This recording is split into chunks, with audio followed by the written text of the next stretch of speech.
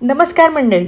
आपण 1 किलो कैरीचं लोणचं घालणार आहोत आणि ते प्रमाणासहित अवघ्या 10 मिनिटात तुमचं लोणचं होईल अशा पद्धतीचं आपण लोणचं करणार आहोत. फक्त काय करायचं, किराणाच्या दुकानात जायचं आहे आणि आपल्याला लोणच्याचं साहित्य घेऊन यायचं आणि 10 मिनिटात तुमचं लोणचं होईल अशा पद्धतीने आपण लोणचं करणार आहोत. तर खरंच खूप चवदार आहे आणि खायला छानच लागेल. सगळेच जण आवडीने खातील. तुम्हाला जशी टेस्ट पाहिजे ना बाहेरची, तशाच लोणच्याची टेस्ट आलेली आहे. तर तशाच पद्धतीचं आपण हे लोणचं केलेलं आहे. तर करायलाही सोपं आणि झटपट होणार आहे आणि न सडणार आहे. तर म्हणजे आपलं लोणचं जे आहे ना 1 वर्ष टिकेल अशा पद्धतीचं आपण केलेलं आहे. अजिबात खराब होणार नाही, काहीच नाही. तेलाचं प्रमाण, मसाल्याचं प्रमाण, सगळं प्रमाण मी अगदी व्यवस्थित सांगितलेलं आहे.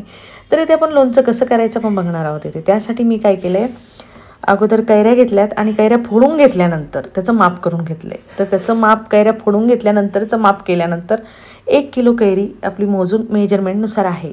तर इथे 1 किलो कैरी घेतली मी. त्यामध्ये अर्धी वाटी म्हणजे छोटी चमचा म्हणायचा आहे मला, 1 पोह्याचा चमचा मीठ आणि 1 पोह्याचा चमचा आपल्याला म्हणजे छोटा चमचा 1 चमचा आपल्याला मीठ आणि हळद घालायचे. त्यामध्ये हाताने व्यवस्थित मिक्स करून घ्यायचे. चांगलं 2 ते 3 तास आपल्याला त्याला मुरू द्यायचं आहे. जितकं छान मुरेल तितकं तुमचं लोणचं अगदी छान होईल. तर इथे आपण काय केलं आहे, एकसारखं त्याला हळद आणि मीठ जे टाकून घेतलेलं होतं ते एकसारखं मिक्स करून घेतलेलं आहे.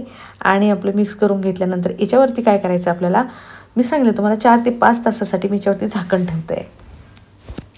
तर याच्यावरती आपण झाकण ठेवलं किंवा रात्री तुम्ही झाकण ठेवू शकता आणि सकाळी कैऱ्या काढू शकता. तर मी 4 ते 5 तास ठेवलं आहे. आणि नंतर आपल्याला काय करायचं आहे, तुम्हाला इथे पाणी दाखवते मी. छान पाणी सुटलं त्याला, म्हणजे जे कैरीचं पाणी तयार झालं आहे ते लोणच्यामध्ये तयार होणार नाही, म्हणून आपण थोडंसं मीठ आणि हळद लावून पाणी त्याचं तयार करून बाजूला काढून घेतो आहे. तर हे कशासाठी, आपण जेव्हा डायरेक्ट कैऱ्या लोणच्यामध्ये घालतो तेव्हा जास्त पाणी सुटतं. पाणी सुटल्यामुळे काय होतं, लोणचं खराब होण्याची भीती वाटते. म्हणून हे आपल्याला पाणी काढायचं आहे बाहेर. म्हणून आपण 4 ते 5 तास कैरीला ठेवलेलं आहे आणि ते पाणी पूर्ण झिरपून आपल्याला काढायचं आहे. तर चाळणीमध्ये मी ठेवून दिलं आहे अर्धा तास. आणि तुम्हाला लगेचच लोणचं घालायचं असेल तर एक कपडा घ्यायचा स्वच्छ आणि त्याच्यावर कैऱ्या पांगून द्यायच्या आणि अर्धा किंवा 15 मिनटं पांगून दिल्यानंतर कैऱ्या तुम्ही लगेच लोणच्यासाठी घेऊ शकता. तर ह्या कैऱ्या झाल्यात, आता आपल्याला बाजूला ठेवायच्या आहेत. म्हणजे काय होईल, त्याचं पाणी पूर्ण झिरपल्या जाईल आपला मसाला तयार होईपर्यंत.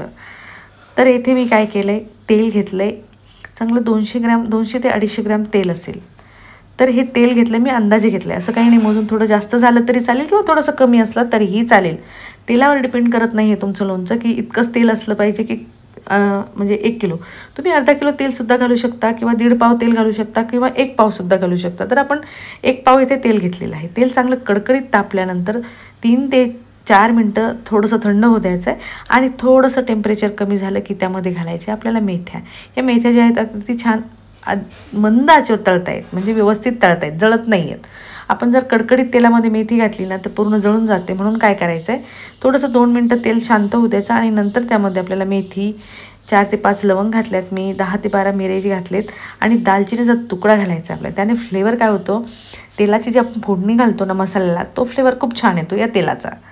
आणि इथे तेजपान घेतलेत मी चांगले 2, त्याचे छोटे छोटे तुकडे करून घेतलेत आणि ते घातले.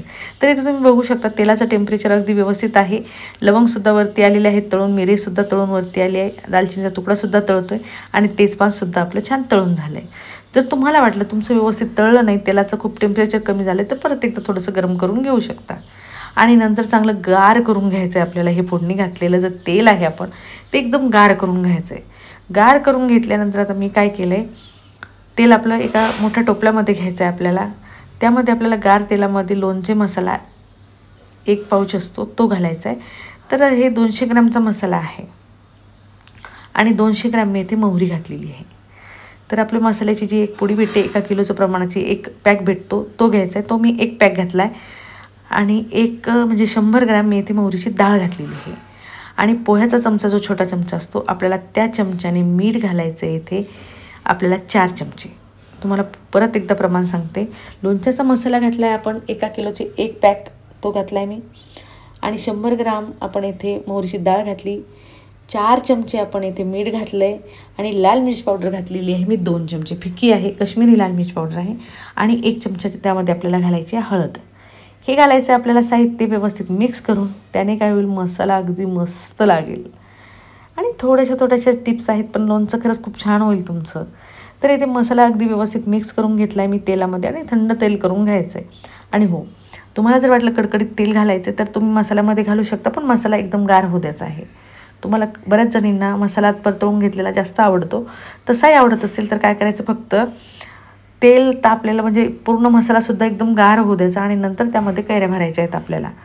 तर इथे आपली जी पाणी झिरपून म्हणजे पूर्ण पाणी काढून कैरी ठेवलेली होती 1 किलो प्रमाणात, ती घातलेली आहे मसाल्यामध्ये आणि मसालासुद्धा तुम्ही बघू शकता अगदी व्यवस्थित कैरीला मसाला पुरलेला आहे.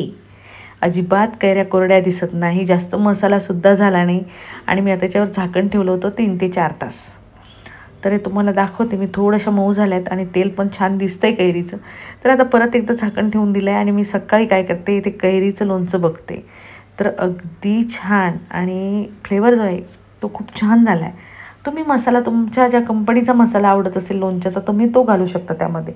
बऱ्याच जणींना बऱ्याच कंपनीचे मसाले आवडत नाही. तुमचा रेग्युलर तुम्ही मसाला कुठला घालताय मसाल्यामध्ये, म्हणजे विकत्रीचा, तो मसाला तुम्ही लोणच्यामध्ये घालू शकता. फक्त आपल्याला लोणच्याची फोडणी जी घालायची आहे, म्हणजे लवंग, मिरे, तेजपान, दालचिनीचा तुकडा, त्याने फ्लेवर छान येतो, म्हणून ती फोडणी अगदी व्यवस्थित बसली पाहिजे. तर आता काय करायचं, मी इथे भरणी घेतलेली आहे काचेची. तुमच्याकडे जी भरणी असेल, चिनी मातीची, काचेची, प्लॅस्टिकची जी असेल, फक्त स्वच्छ धुवून घ्यायची, पुसून घ्यायची आणि उन्हामध्ये वाळवून घ्यायची आहे. म्हणजे काय होईल, पाण्याचा थोडाही त्यामध्ये अंश राहिला नाही पाहिजेत. अशा पद्धतीने आपल्याला त्या भरणीमध्ये लोणचं भरायचं आहे. तर इथे छान आपलं लोणचं झालं आहे रेडी. बघ म्हणजे लागला आहे का वेळ, अजिबात वेळ लागलेला नाही. मस्त तुमचं लोणचं झालेलं आहे आणि बघूनच खावंसं वाटतं आहे. लगेच खायला घेतलं तरी चालेल, मस्त लागेल लोणचं.